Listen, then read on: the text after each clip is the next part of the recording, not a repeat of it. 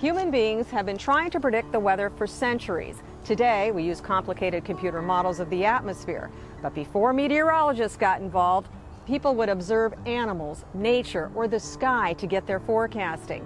That's called weather folklore. It's not quite scientific, but it's still a lot of fun. Well, by this time of the year, we all want to know what the upcoming winter is going to be like. Enter the woolly worm. As legend tells us, this guy can foretell the upcoming winter. This is how it goes. The worm contains 13 separate parts on its body. Each part coincides with the 13 weeks of winter. If it's all black, that would mean a rough, long winter. If it's black at the start, brown in the middle, and black on the ends, cold and rough at the beginning, mild in the center, cold at the end of winter. If the worm is all brown, that would be a mild winter.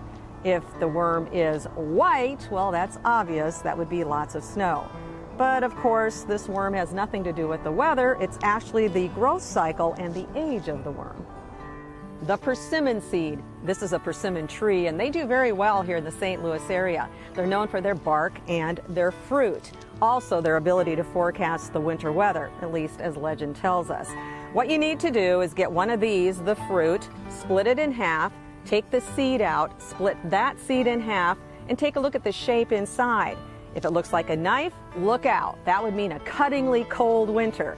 A fork, a mild winter.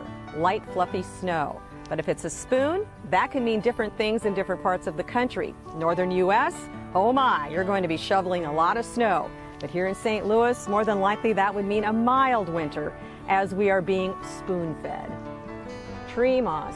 We usually see this growing on the north side of trees, but if you see it growing on the south side, legend tells us that that could mean a very cold winter coming up. Here's the real story. It grows on the north side of trees in the northern hemisphere because that's the cool, damp side. It doesn't get as much sunlight. It can happen on the south side if conditions are similar. Squirrel nests, look up. If they're high and close to the trunk, that could mean a cold, rough winter. If they're low and away from the trunk, expect a mild winter. But just be sure that you look at several squirrel nests to get a good average. Crop size. If there are a lot of acorns or walnuts on the ground or a large berry crop, that could mean a rough winter ahead. And the squirrels are likely storing up a big supply. Squirrels gathering in a flurry will mean snow gathering in a hurry. That one actually sounds accurate. Leaf color change. Did you know the later the peak, the colder the winter could be, at least according to legend? St. Louis's peak is usually the last week of October, and if leaves fall while they're still green, that could mean a milder winter. And then there's the old Farmer's Almanac winter outlook. The St. Louis area is split between mild and snowy conditions to the west and mild and wet to the east. Well, we'll see how that pans out. There are many more folklore isms, and some are true and logical if you just do a little research.